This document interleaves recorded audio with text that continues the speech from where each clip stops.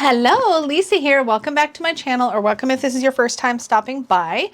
Today we are going to be doing a monthly deck review. So this is me chatting through the decks that I worked with, the books that I read in the last month. So if you're interested in that, then stay tuned. If you're curious how I use my decks, how I work with things, what my practices look like, then this will be of interest. Before I get into all of that though, just a quick reminder, I am a deck creator and an author, and I will throw a graphic up on the screen where you can check out my work if you are so inclined. And with that said, let's get into it. So I thought I would actually start with my bedtime practice because I did some experimenting in the last month and it was sort of hit and miss. And so I'm going to talk through, I wanted to shake things up. So if you don't already know, the foundation of my bedtime practice is this deck. This is actually the Unicorn Tarot. I forget the author name, but I'm happy to link it down below. All the things I'll talk about will be linked down below for you. This is a old school Unicorn Tarot deck, but the reason that I like working with this deck at bedtime is that every single one of these, very cheesily illustrated scenes, show a unicorn in the scene with a primary character, or in some way being sort of playing a supportive role. And what I like about that is that I will pull a card with the actual intent being I pull a card to answer the question, essentially, where did God show up with me that day? Where did the universe show up for me that day? Where was spirit with me? However, if you were to do something similar, however you want to phrase that. And what's really beautiful about that is that every card is so clear that the unicorn can represent that energy. So, for example, in the Sun card, the unicorn is over here, sort of like, overseeing, or maybe here guiding them towards the shore, or maybe here showing them that it's time to turn away and go a new way, and like, this is how you do that. Or like, it requires a certain amount of intuition and imagination. But I love seeing the unicorns show up as supporting characters. And my own unicorn deck, the unicorn is the main character, so it doesn't serve this function. I don't care about the art. I don't care about, like, if I was judging this deck on its own merits, and I have in the past, I don't think I would use this deck. It's not wholly my style. However, it's just so perfect for this particular function. So I actually use this deck a lot. My copy is pretty well worn, but I always shuffle and draw a card. And this is sort of the first thing I do as part of my bedtime practice. It's like the anchor thing. Now, along with that, I have tried a whole number of things. I like to work with decks that I can pull a card and reflect or get a message. And so I tried a bunch of things because I wanted to shake them up in August. And these are a few of the things I tried. And I just kind of wanted to talk through what the experience was like. And also I revisited an old thing that I've used to do. And then I found a new thing that is turning out to work really well. So this is my Unicorn Oracle. And listen, I got this because it's unicorns, okay? And I was like, well, this might be fun to play with as a bedtime pull. So I started pulling a card from this for every night. And like, it was fine, but to be honest, it kind of felt a little bit flat. Like, these pictures are pretty. I don't think I'll rehome this deck because I just enjoy it. It's just pretty. But like, it felt like it lacked depth, if I'm being honest. It just didn't feel like it was giving me a message. Like, it was kind of like here. Partnership. Teamwork will give you a better result. Find trustworthy people to partner with and build up a talented support team.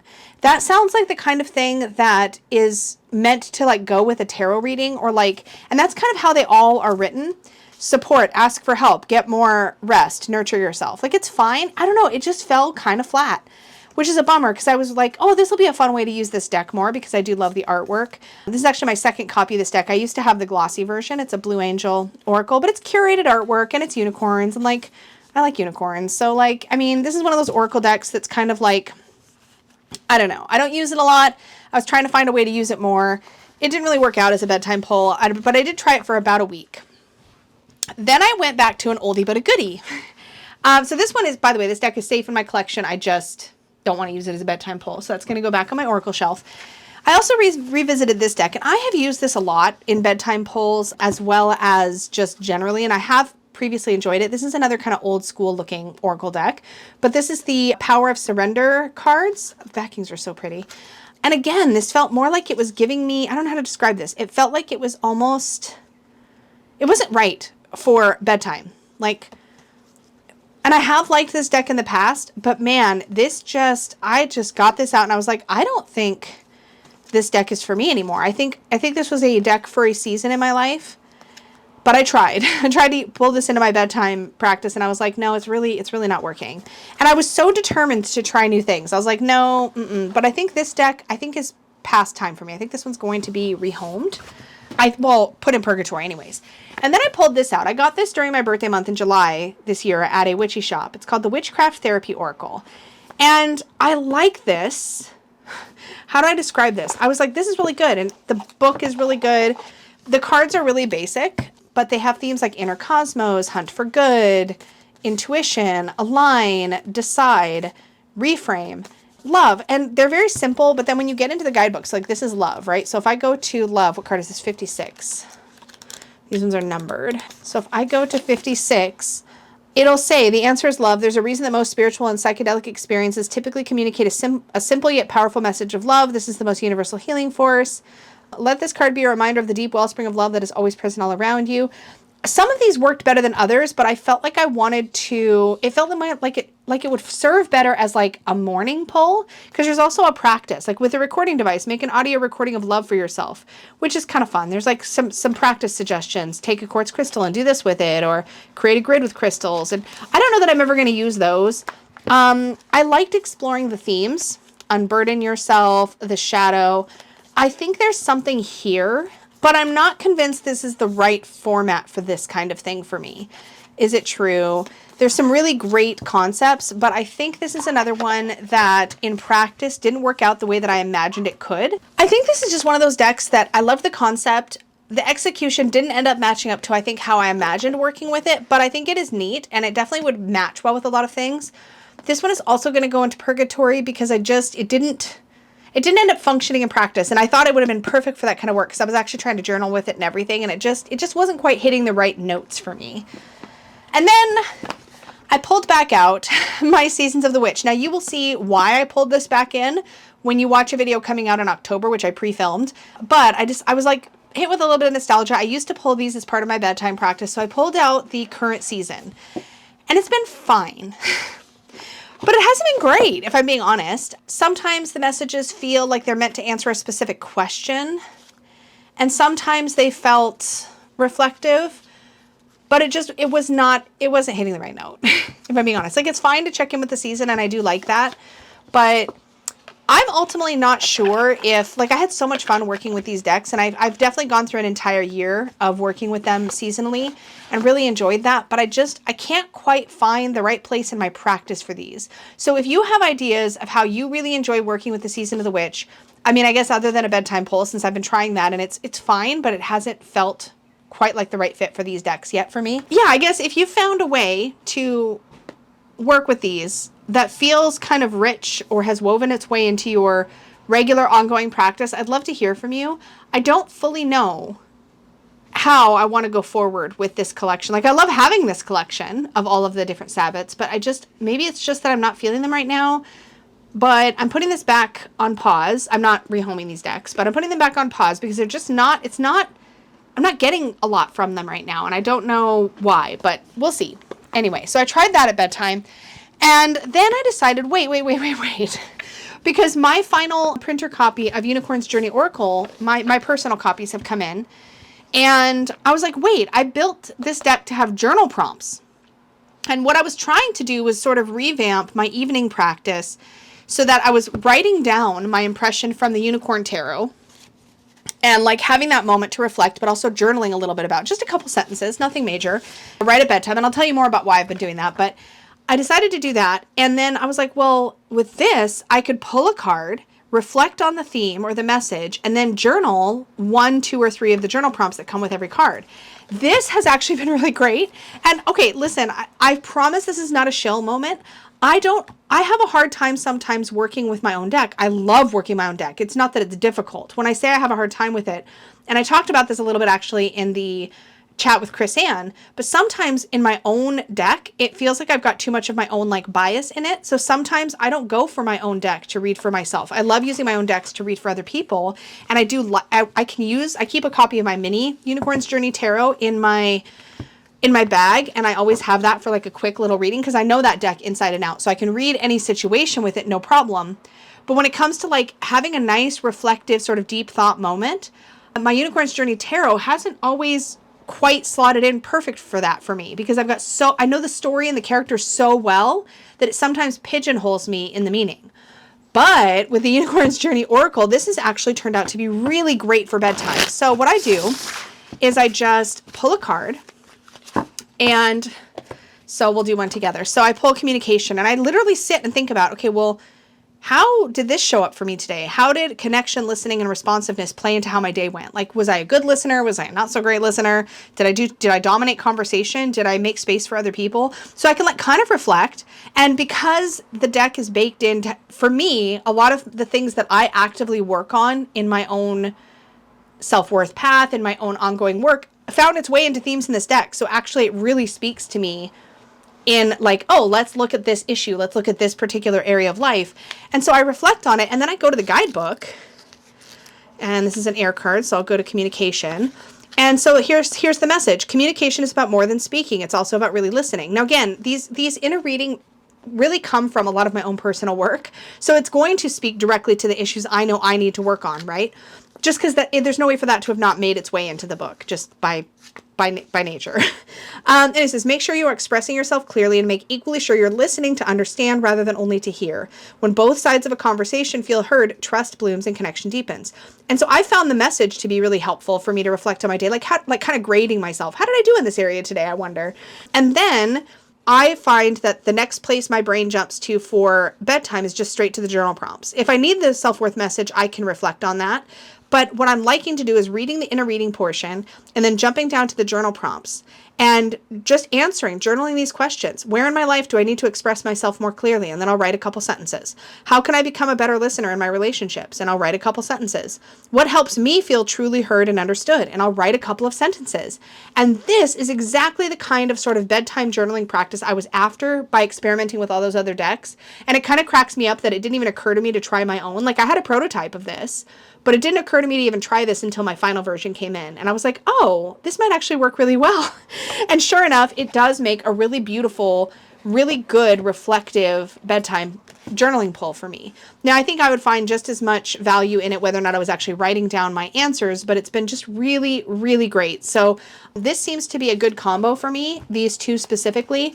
And then I'm still playing with putting in other decks like the Magdalene Oracle or the Mother Mary deck, or some of my other like just kind of soothing bedtime pulls, the Guardian Angel Tarot, ones that have like a little message on them are still really lovely and relaxing for bedtime.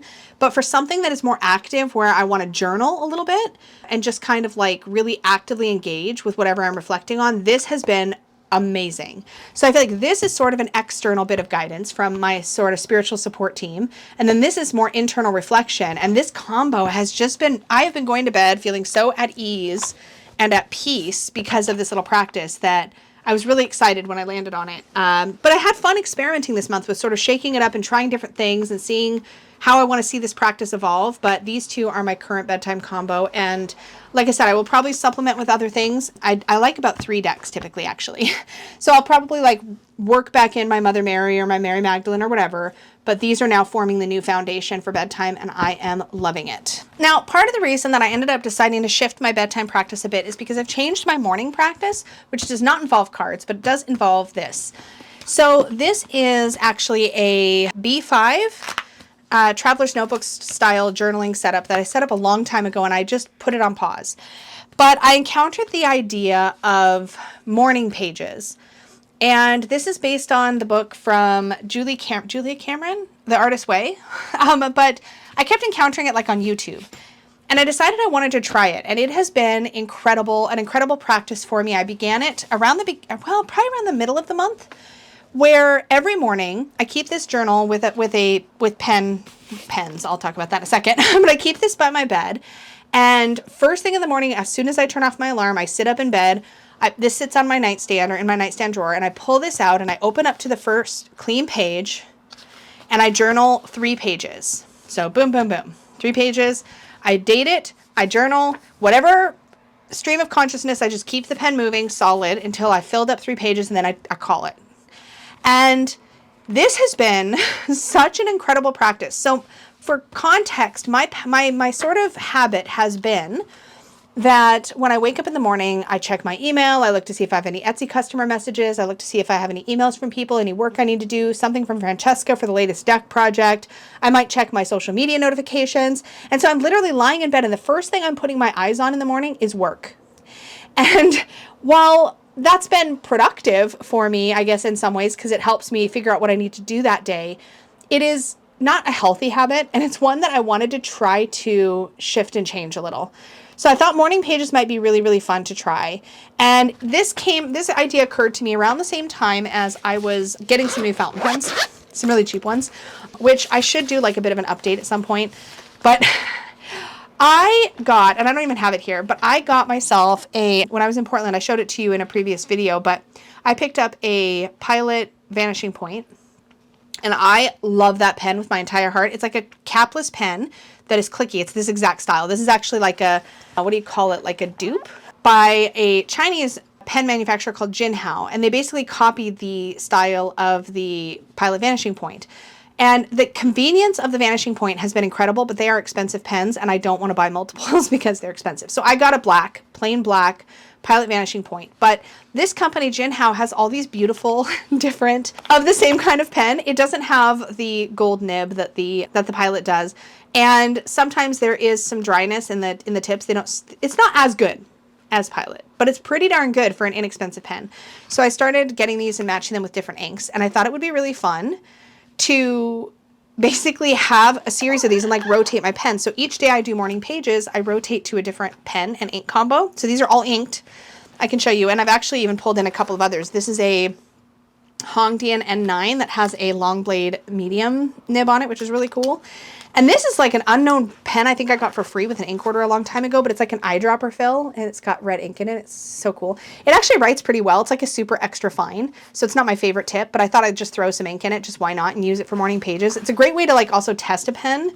So I keep this little case, and every day I change pens. So today I am working with this is another Jinhao that I found out about. This is a Jinhao 82.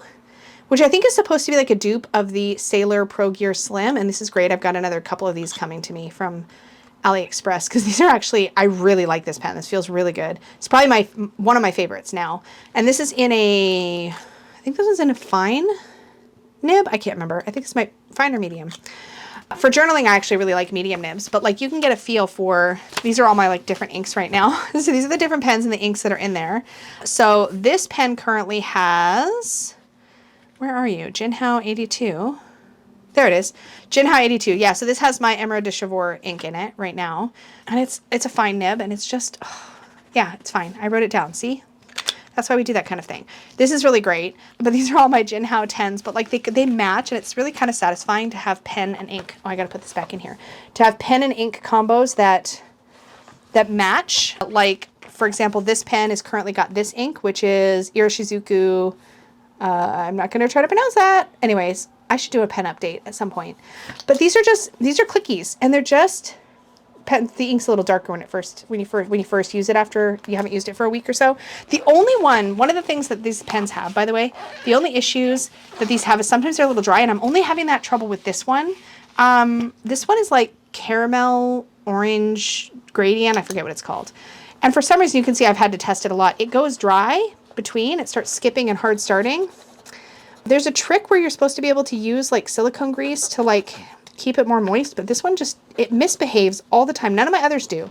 This one does. So I think I maybe have a bad nib, but sometimes if I just moisten it a little bit, it'll start working. But I think I keep having to like do that, and it's just not, I don't know. So I'm struggling with this one specifically. And I'm tempted, because it's really pretty. I think this one I might have got on Amazon because I'm having trouble. I may see if I can get this one replaced because it's just, I can't seem to get it to go. And none of my others are having this problem. Like I can pull out my green one, which is currently got Ferris Wheel Press Lures of the Lock, which is just a beautiful ink in it, but it immediately writes, no problem. It's smooth, it's easy, but this one is it's just not behaving. And I've tried smoothing it a little bit. Oops, I've tried smoothing the nib a little bit because I know how to do that, and tuning it a little bit, and it's not going. It's not going. And I have tried the silicone grease, nothing's helping. So this one might need to get replaced, but it's so pretty. Anyway, I have one more of these coming from AliExpress. It's like a blush with like a rose gold hardware. It's really pretty, so that's why this spot is empty. But anyway, that's a bit of a fountain pen derail. But I keep this pen case and I swap it out. And what I've been doing, the reason I like to change the ink is because like I can flip through my pages and see the color change each day I write.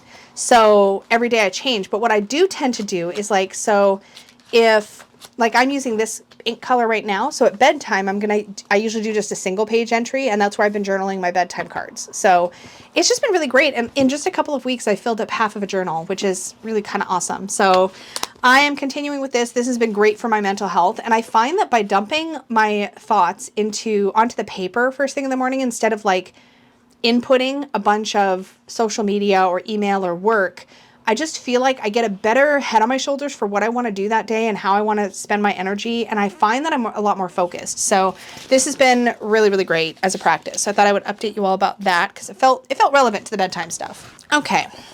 So let's chat about the things that I used because of member things throughout the month. So first off, I of course was using my Lightseers Tarot. As the Unicorn Fam members and I finished our study of Tarot for Lightseers, which we studied the book and the deck together, I was able to have a great conversation with Chris Ann. You can find that on the channel. I'll try to remember to link that down below. This study was so great. It was so fun. As a reminder, by the way, if you join the Unicorn Fam, you do get access to past studies and live streams, things like that, at whatever tier those things were made available to. The book club has been, or the deck club has been, all tiers for the last 2 studies, I believe, or study and a half. I can't remember. It used to be that everybody got the study prompts, but the live streams were Magical Unicorn and up, but it is now all members, so you'll be able to access a lot of the past content. Regardless, this was such a great study, and we ended up start changing the deck study club because of this, and so we had 2 live streams throughout the study, one about halfway through and then one at the end. And that was really great. We ended up as a group going through all the cards and sort of discussing them. We found so many little Easter eggs, so many ahas, like what's going on in the art. And I feel like as a result, we all know this deck very, very, very well now.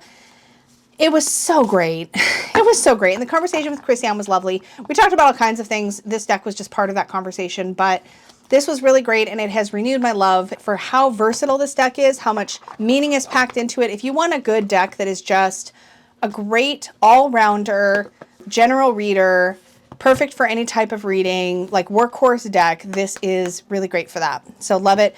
And the book is so worth it. I don't know if I talked about this in last month's review, but I ended up buying this book this way in hardcover, but also the Kindle version and also the Audible version.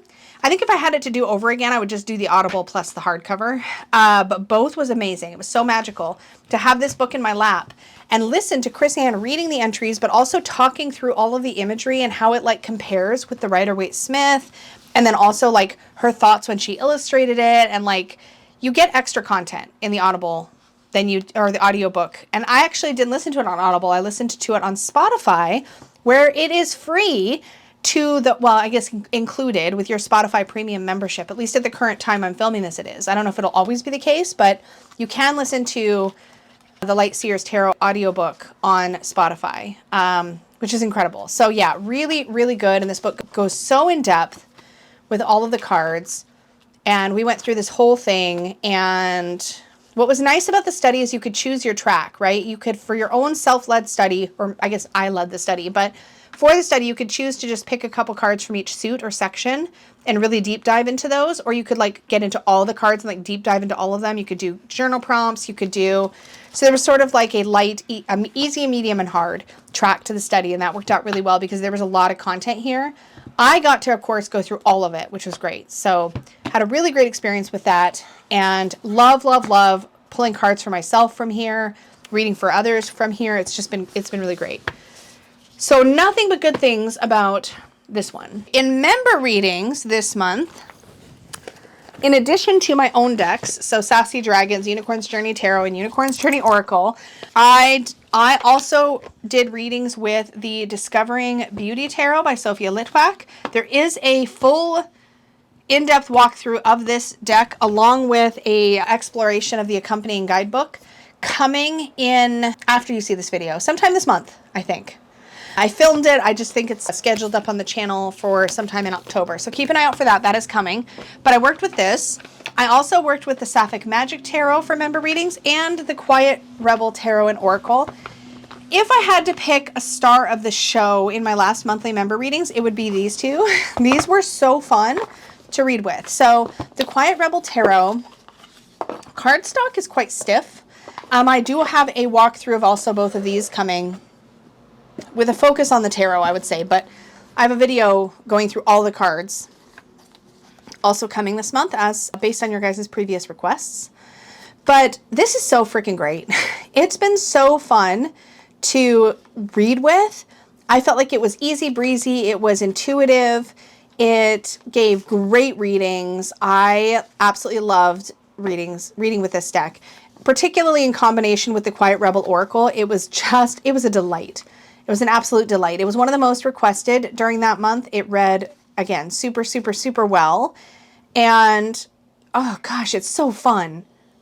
It's so fun. Like, the meaning is clear on every card. The titles on the cards, like the Mood Rider for the Knight of Cups, the Wish Granted for the Nine of Cups, the Cosmic Roulette for the Wheel of Fortune, the Pioneer for the King of Wands. Like, it makes it very, very easy to get to know the cards and to work with them. It was such a joy. So this was really great. And the Quiet Rebel Oracle obviously functions so beautifully beside it. I prefer the cardstock of the Quiet Rebel Oracle. It's much nicer, but this one was printed in China, and I believe she had to print this one in Europe, like the UK.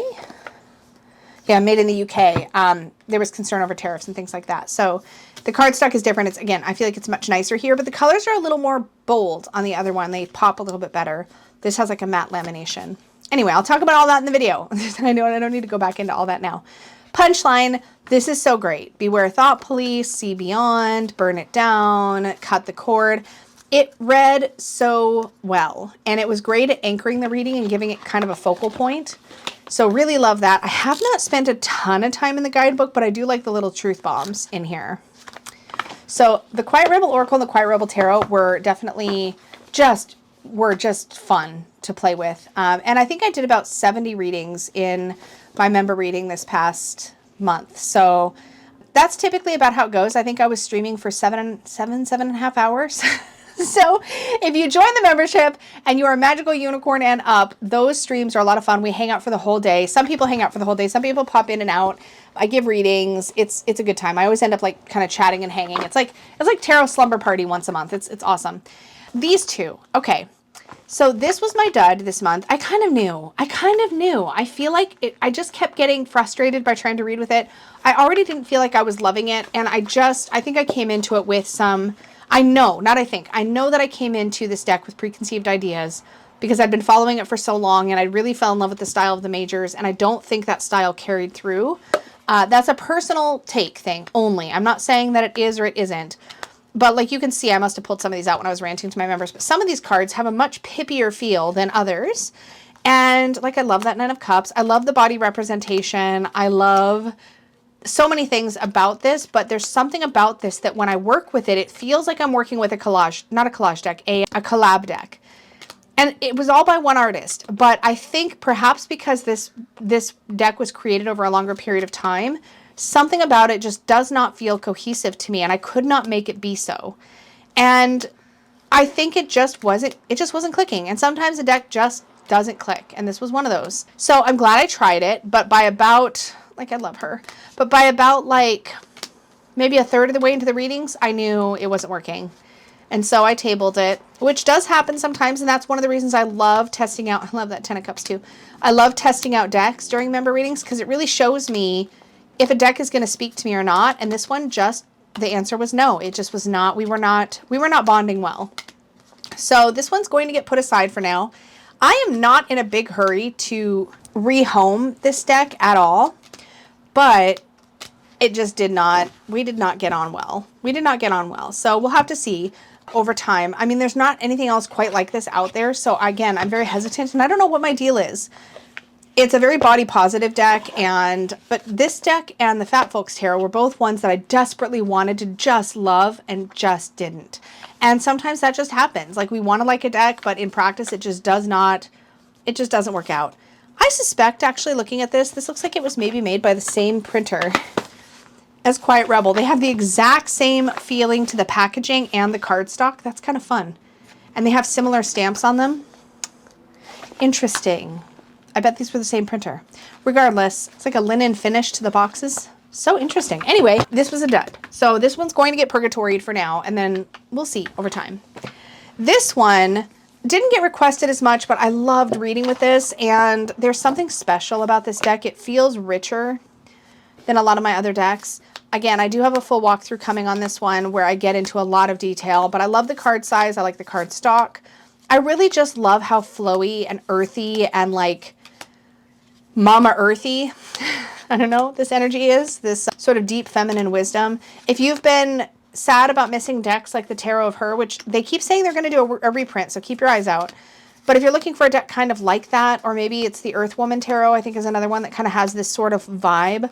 Or maybe you've been curious about decks like, oh, what's that? Mother Piece, like the round one. I feel like this hits those kinds of notes. Maybe what we imagined the Witch's Wisdom would feel like. I don't know. I don't know. I have thoughts, but this feels so magical to work with. It does require, I think, a little bit more effort in general to read with a deck like this than something that is closer in composition to the Rider-Waite-Smith, but I never struggled too much. I never felt like I didn't know what it was telling me. Really, really beautiful deck, and so pleased to have this in my collection. I think this would be really fun to stick next to, say, the Reclaim Oracle, or I don't know, there's a few things I'm sure would pair really well. And if you have this and you've done some pairings, I'd love to hear. I'm trying to remember if I did pairings when I filmed my walkthrough. I'm not even sure I've edited this one yet, but this one is coming to the channel. It is coming to the channel, so keep an eye out. But this was a lot of fun to read with. And of course, I always find it very, very, very easy and like as easy as breathing for me to, of course, read with Unicorn's Journey Tarot for others. This just, it's just me in a box. It's great. I love being able to have a deck that I know so well. This is like the way I feel about a really well done fandom deck. Like if it's a story and characters you know super, super, super well, it just adds so many layers to your reading. That's how I feel reading with the Unicorn's Journey Tarot, especially reading for other people. I'm flipping through the backs, like that's going to be, like they're all the same. I really do love this deck so, so much. And I'm so pleased that it exists and that I get to work with it and that I got to create it. And it's just, ugh. It's the best. And it still gets requested every month. So I always have it at hand. And as does, I also always have Sassy Dragons, classic and not safe for work, also close at hand. And those are fun to read with too. But man, this is like I said, it's kind of like my heart and soul in a tarot deck. But that's what makes it difficult sometimes to use this to read for myself because I just know it too well. It's like the friend that knows you so well. If that person is doing a tarot reading for you, you're like, how much of this is the cards and how much of this is just you? You know what I mean? It's almost like that, but with a tarot deck for myself. So I love working with it, but I do better when I pair it with the Oracle or if I'm framing it into particular positions. Like if I do a Celtic cross with this, it's way better for myself. But reading for others, it is, like I said, as natural as breathing. It's amazing. Okay, I think that's it for decks that I was using. Oh, no. There's one more thing that I use specifically for member practices. And that is these. Well, this one was a fun add-on. But for Badass Unicorns, we do this thing called Tarot Test Drive. And I'm not, like I said, I'm not going to get into all the details. But we pretty much hang out and we workshop a deck or a type of deck for a while. And this one was really interesting because I really didn't know. This is the Voyager Tarot. This is an older out-of-print edition of it. The current edition, the borders are a much darker color, so it's a little easier to see the titles. It's a very, very busy collage from like the late 80s. I think it's late 80s. I always forget. 1986. So yeah, it's 80s. But this deck has always had a special place in my heart because it was not this exact copy, but this deck was the first deck used on the very first tarot reading. It was the deck used on the very first tarot reading I ever received. And so it has like a special place in my heart because this sort of like unlocked a lot of things for me. I thought the person reading with these cards for me was like absolutely magical. So incredible. Anyway, I thought it'd be fun to sort of workshop this deck because it represents a style of collage we don't see as much anymore, but still is out there where it's very busy collage. There's a lot of things on the card, a lot of elements, a lot of things happening. This is sort of how I initially envisioned collage. But anyway, so the idea was to hack this and kind of figure out a practice that would work or a pairing or some way to work with it to sort of help me focus and get a meaningful reading out of it. And we ended up doing that through the workshop, which was really great. We came up with So we tried all kinds of things. I mean, it was actually really fun because we tried a ton of out of the box things, and the ultimate combo. I mean, I don't want to get into too much detail, but I'll say that one of the things that sort of helped to unlock it was pairing it with this deck, which is the Papez Oracle. Wouldn't have been my first thought at all, but like it came to me at one point during our workshop, like, let's just see what it looks like. And man, this was a lot of fun to pair with this deck. So I like to work with it where the tarot, because the tarot's got so much going on, is our main focus. And again, there was more elements involved, so this is only kind of part of what we figured out for this. But I flank it on either side with the Papez. Now, of course, yes, there is a color match gorgeousness happening because of the specific color to my indie out of print, not indie, but my out of print edition of Voyager has almost an exact same color match to the color that is dominant in Papez. But something about this combo completely helped to, not just this, but this plus another element really helped to unlock the deck and help me to build a practice around it where I was getting really meaningful readings. And what I do with that is like, we'll figure out a practice, we'll figure out what's working. And then as part of that process, I will do some sample readings, like reading for myself or just pretend questions, whatever. And then I'll read for the badass unicorns in chat who want a reading with the method. And it worked. That's the punchline. Once we figured out the method and the tools involved, it worked. But I did want to share this pairing of Papez and Voyager because that was unexpected and it worked really well. So that was a lot of fun. And I think in future, if/when I use Voyager, I will be using it with Papez and the other element that we worked in. So it was really cool. There is a bigger book I also have for the Voyager Tarot that I think is out of print, and that's helpful, but honestly, it worked really well just using these and the other element. It was perfect. So anyways, that was a lot of fun. So that's Voyager Tarot and Papez, and you still can get Voyager. It's just a little bit smaller cards, darker border, otherwise very similar. And Papez is an indie deck that I believe you can still get, so I'll have links to those down below. In my personal practice, I spent about a week with the Lightseers Solid. I also spent a week with these two decks together. So this was the Tarot of the Hidden Realm, and I paired it with the Sacred Wood Oracle. So let me just show you these. And this was lovely. It's not a perfect pair. I think that I've ordered a indie deck that I think is going to be the perfect pair for this Oracle deck. It did work with Tarot of the Hidden Realm, but it wasn't great. And Tarot of the Hidden Realm is one of those decks that I love, but I love working with it with the guidebook. And for whatever reason, I tried to work with it without a guidebook this particular week. It wasn't, I don't know, it wasn't floating my boat. It wasn't doing it for me. So this was fine, but like it did readings. I'm obsessed with this art. Annie Gerard's art is freaking gorgeous. Obsessed. But I think I know where I want to pair this, and it's not with this deck. So this was fun. It was kind of a cool way to kick off. It felt kind of September-y, this deck. There's something about it that feels like late summer, early fall. Something about the color tones or the vibe. This is a deck I've rehomed in the past and repurchased, so I'm trying to be thoughtful. And I really like how the guidebook is written because it's more narrative in style. So I think I definitely want to keep this, but this pairing didn't make me want to keep it, if you know what I mean. So I think I need to not perma-pair it with these two, perma-pair these two together. I did pair them, I think, during a collection video or something. And I was like, oh, these look great together. And they do. But in practice, it didn't work. But I do have another deck, like I said, that I'm going to be getting in that I think is going to make a really nice pairing for this. So I'm going to leave this out and available for me to pair with that other deck. I also spent a week working with the Forest Spirit Imprint Tarot. Okay, I need to update you all about this as well because I've gotten comments. But when I got this deck in from Tevada, which is where I ordered it from, it didn't have a guidebook. And I reached out to Tevada, and I thought they hadn't replied to me at the time that I filmed my last video. But when I went back into my email after filming that video and looked, they had replied to me, and I just didn't realize, so I hadn't responded to them. So I responded to them and said, no, I really want to figure out how to get this guidebook. Because I think they'd said something like, oh, this copy didn't have it, or there was a printer error or something. I don't know. And I was like, well, I really, really, really want the guidebook. So they sent me one, which was great. I think they worked with the creator of the deck to get me one. I'm not quite sure how that worked, but I was really grateful. They did send it to me, and so really great customer service experience with Tevada. I thought they dropped the ball on our communication, but I had. So I don't think I said anything about them not being good customer service wise in my last video, but I definitely wanted to update that they didn't say this particular copy was supposed to come with a book, but they replaced it, if you know what I mean. They were like, oh, this one had a printing error and blah, blah, blah. I'm like, well, your website pictures show it with a book. So I would like a book, please. Now, the book I was hoping was going to tell a story, and some of you said it doesn't really, and you're right. It doesn't exactly tell a story. It does have an introduction that sort of describes what's kind of happening in this. It's just like 2 pages though. Where is it? Here. And this book is half in English and half in Chinese. But yeah, creator's musing. So she talks about herself here, and then she says, then there's a prologue, the girl who crossed the magic mirror. And it's only like a page and a half, but it did help with the setting.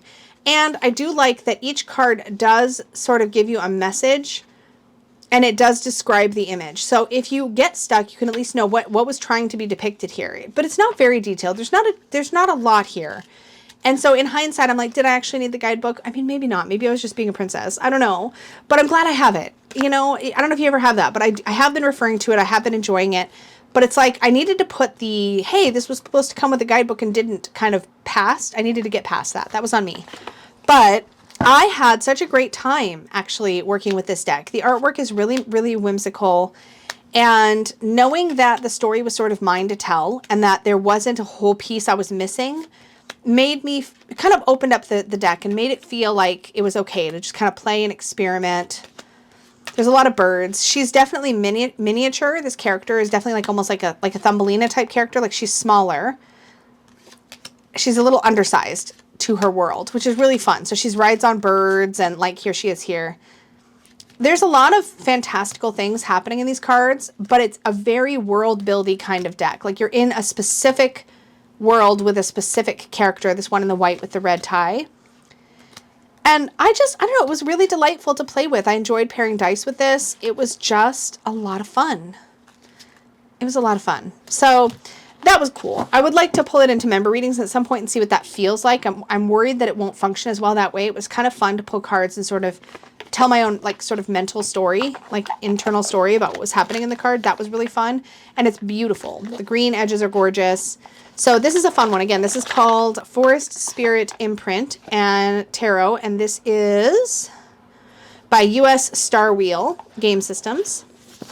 And you can get direct from US Star Wheel or from Tavada.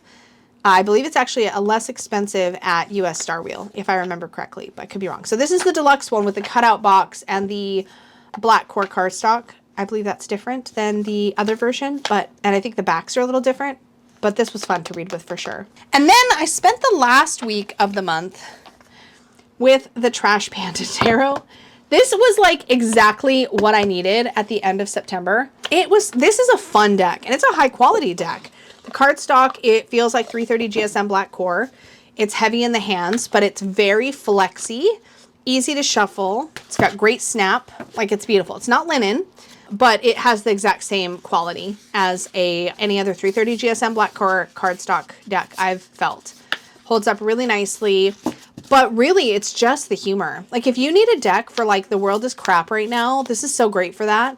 I've also recommended the Zombie Tarot in the past for this, but this is even more like if you can't beat them, join them, laugh at it kind of energy, like that kind of vibe. It's fabulous. I love it so much. It has been such a joy. I'm considering just pulling it into the first week of October too, because I'm not done and I'm having fun with it. Like, look at the tower. It's a literal dumpster fire and they're bailing. They're like, take what you can and get out of here. Like, it's amazing. This is so fun. I don't think it's even so much about the raccoons as the entire like chaotic way that they are engaging with life that does it. Like the marshmallows, the D20s, the sporks, like it, come on. Like, tell me she's not living her best life right now. Like, it's great. This doesn't feel like an animal deck. It's so uniquely its own. I think this to me makes me finally get why cat lovers just love cat decks, because their personality is so distinctive. And I think that's the thing here. It's like raccoons have such a distinctive personality. Like if you've ever caught one rummaging around in your garden, or like seen them out on somebody's balcony or like watched funny videos about them. Like, I just feel like it's just, the creator of this deck absolutely nailed it. And it's so freaking fun to read with this. So yeah, I think I might pull this in again first week of October because it's been a blast. And I needed it. I needed it. So yeah, this is a great one. And again, I don't think you need to have, I usually don't get on well with decks that are only about one animal. But in this case, no problem. No problem. It's just been great. Okay, that is it for decks I've worked with this month. Let's talk about the books that I read, though. So first up is Tusk Love. Now, this is the alternate cover that I've been training onto the front of the book, but the real cover shows that the author's name is actually Thea Guanzon, and this is what the actual cover looks like. This is like if you flip it around the other way, this is the like fun cover. But this is a book that came to be talked about through the show Critical Role, particularly in campaign 2, but it also came up in campaign 3. I haven't even watched all of campaign 2 at all. But this cover is more play on that. So it's got the author's name, the fictional author's name, and the title is obviously the same. And it says Jester Lavor's #1 favorite author forever. And like the back praise is all like fictional characters from Critical Role that are giving their feedback about the book. So this is just a fun outer cover. And it has a bio about the fictional author. Yeah, like, so Matilda Merceria is the most amazing writer in the entire world. She is the very fabulous author of Tusk Love, the most beautiful book. However, she is very, very private and no one knows where she is now. I'm sure she's a huge fan of The Traveler, though. So you can tell Jester wrote that. Like, it's great. Jester is a character from Critical Role. It's the most beautiful love story you've ever heard in your entire life, basically. It's just great. This actual story, though, was such a fun read. The best way I could describe this is as a fantasy romance between an ogre and a tiefling. And the tiefling is like this very sheltered, very princessy type character. And the ogre is, well, an ogre. And it's like, anyways, the best way I know how to describe this is fantasy romance that is both spicy but playful, lighthearted, and cozy. So it's playful, lighthearted, cozy fantasy romance between an ogre and a tiefling. Like, that's the best I got for you. And what I love is that it is a standalone book. It was actually a pretty quick read. It's only 268 pages or so. It's alternating point of view between Guinevere and, what was his name? I already forgot. Oscar. Oscar and Guinevere are the two. So it flips back and forth usually between the two of them. Sometimes one of them has a couple of turns in a row, whatever. So freaking fun. And again, it's not part of a series. It's not a big commitment, but this was such a fun read. If you don't mind like sex scenes in your books, and you also like the world of D&D, like that sort of like fantasy sort of world with those sort of characters. And what's great is that if you watch Critical Role, this is set in Exandria, which is the land in which campaign 1, 2, and 3 took place in. And this was fun. This was fun. I rated it 4 stars out of 5. Great. I would definitely reread it. I will reread it. And it actually, one of the things that most charmed me about it is that this character, Guinevere, reminds me a lot of a character I'm role-playing on Tuesday nights with Dawn in our BG3 game called Allura. She reminds me a lot of Allura, but less like, but different. She's like Allura, but different, I would say. She's more self-aware than Allura for sure, but she's great. They were such an adorable couple, and oh my God, it's so fun. Anyways, definitely worth a read if you're into something just a little bit playful and fun. You do not need to know Critical Role at all to read this. If you do know Critical Role, there's some fun little like, oh, that's fun. They're talking about this location in Exandria. But like, you don't need to know Critical Role. This is a standalone story. It stands on its own 2 feet. It's great. And it's funny and cozy and like low medium stakes, I would say. So cozy romance, definitely more spice than, like, quite a bit more spice than something like Legends and Lattes. Like, there was a surprising amount of spice in this, I would say. Like, I don't know if you can call it spice. There was a surprising amount of naughty scenes in this for it being such a, like, lighthearted read. But it's great. It was so fun. I totally recommend. And then, oh my goodness, I don't even know where to begin. I read Fourth Wing. I'm currently, at the time of filming this, halfway through what's the second one called? Iron Flame? Iron Flame, which is book 2 of the series. I'm really upset that I've started a series yet again when it is not finished. So there is Fourth Wing, Iron Flame, Onyx Storm, and I think there's a 4th book coming and a 5th book coming. But when I tell you, okay, so I got this on discount. You can tell because it's marked. I got this on discount from Book Outlet for cheap. And then it proceeded to completely steal my heart in like chapter 1. This has hundreds of thousands, I'm not exaggerating, of 5-star reviews on Amazon. It literally says the most brutally addictive fantasy I've read in a decade. If I was to try to describe this, here, let me just read you one of my favorite quotes from this book.